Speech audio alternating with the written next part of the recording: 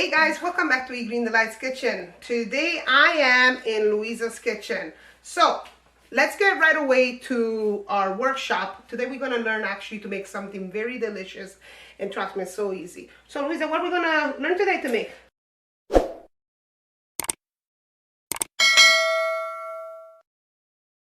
Today we're going to make focaccia. So it's another type of pizza.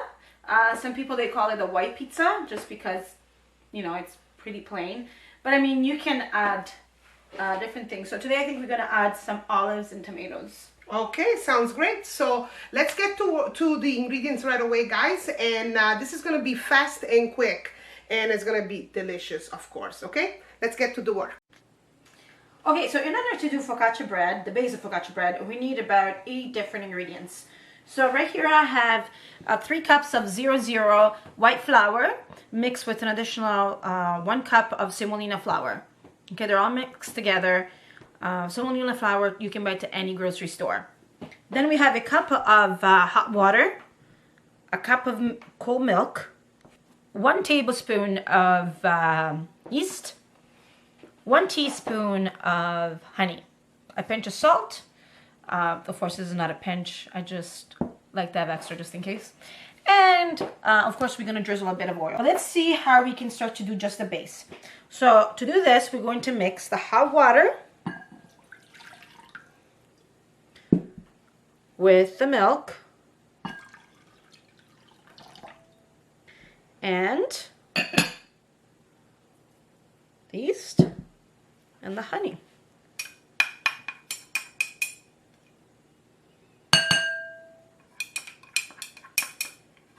Okay. Now what I like about this is that you gotta let it make bubble. In order to do that, you have to let the yeast and the warm water with the milk rest for about 20 minutes. So it kind of gives a little bit of help to have these nice and melted in there. So it's like it's gonna show like a little bubbles, foam, right? Yes, foam. So now we gotta wait for 20 minutes. No. So okay, so the 20 minutes have been passed. You notice how we're spending the time. So now it's time to go to our second step to make focaccia. So in this case, you get your mixture of milk, water, and the yeast with the honey. It's nice and foamy. So now we throw it in the mixture. And just to let you know, guys, we washed our hands before we start to do the second step, okay? Now, when you do focaccia, you make sure, of course, you use the hook, not any whisk or the pedal, okay? So you mix your flour, your mixture of flour in it. All in once, right? Okay. And your pinch of salt. And now you let it speed for about 12 minutes by clock. So guys, we just put the focaccia dough in a bowl, and what we're gonna do, we're just gonna wrap the bowl with plastic, and then we're gonna cover it and keep it in somewhere very nice and warm for like from 60 minutes to 90 minutes. Okay, obviously it's gonna grow, it's gonna rise, and then we're gonna start to make this beautiful focaccia. Okay, we'll see you in a bit. Okay, guys.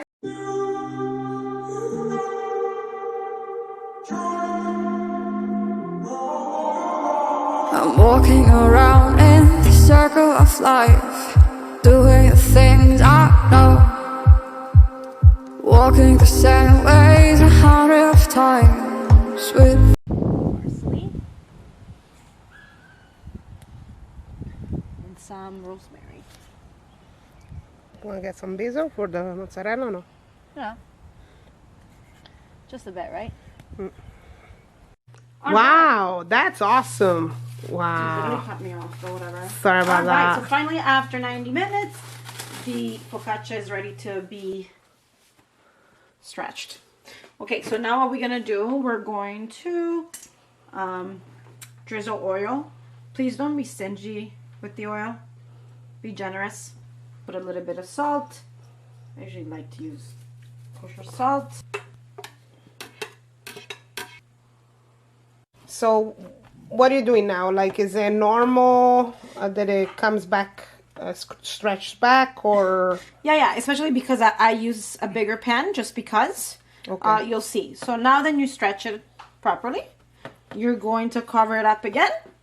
Okay. And you're going to let it rest for another 30 minutes. Okay, guys, so while we are waiting on the focaccia to rise for the last time, I'm gonna prepare a nice antipasto platter, okay? I do have some beautiful ingredients here. I have some sausages in oil, straight from Cataldi, and some lupini, again from Cataldi. I got some beautiful grilled artichokes. We love this. It's from Molizana. And then, of course, I have a nice mozzarella Santa Lucia.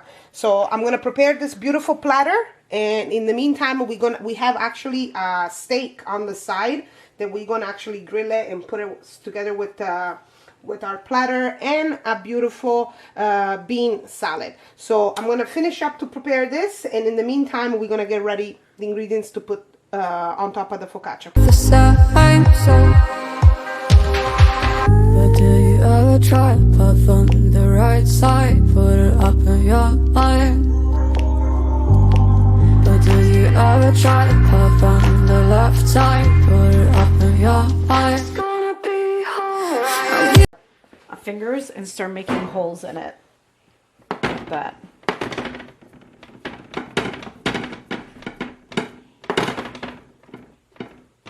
And if you guys want to use a smaller pan sheet, be my guest. I think I used too big. It's too big, yeah. So now in here, I have a bit of a quarter of water and a quarter of olive oil. It's a mix. So what do you do? You're going to start to drizzle it everywhere. And this will help to brine the focaccia, right? But even to give that more soft and juicy look. Okay. Now we're going to just spread it out. So I'm going to add some colors in here. And I'm going to put some tomatoes. To add some colors.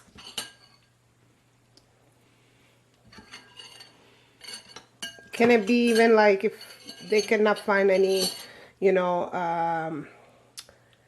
any cherry tomatoes, can they put even different type of tomatoes, like, you know, maybe salad, tomato for salads or stuff like that? Again, this is more your own thing. So, of course, where we come from, Puglia, Puglia is one of the places that it's recognized a lot for their food, especially the way they use their vegetables. There were a lot of farming going on there, and people wanted to make sure that everything they were eating, it was fresh. Then I'm gonna add some black olives. Okay. It will. This is beautiful. Yeah. Oh, I can hear Lincoln. Yes, me too.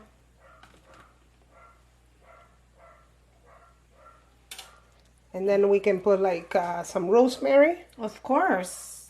But yeah, actually the typical pugliese focaccia is just with cherry tomatoes and olives, or with potatoes and olives. Like I said, I like to just add extra. But I love focaccia. It's such a beautiful meal. And also it's recognized as a filling meal because, like I said before, back in the days, people did not have too much. So everything they were eating, it was coming off the ground. That's why it was delicious. All right. So how long is going to be in the oven? So now the oven is getting preheated at 400. And we're going to keep it for about 15 to 20 minutes. Of course, double check it. So we're going to do 400 degrees, and then we're going to just do 15-20 minutes, just double check. Of course, because we don't want to. It all depends on your oven, right? So we're about to put it in. Okay, sounds great.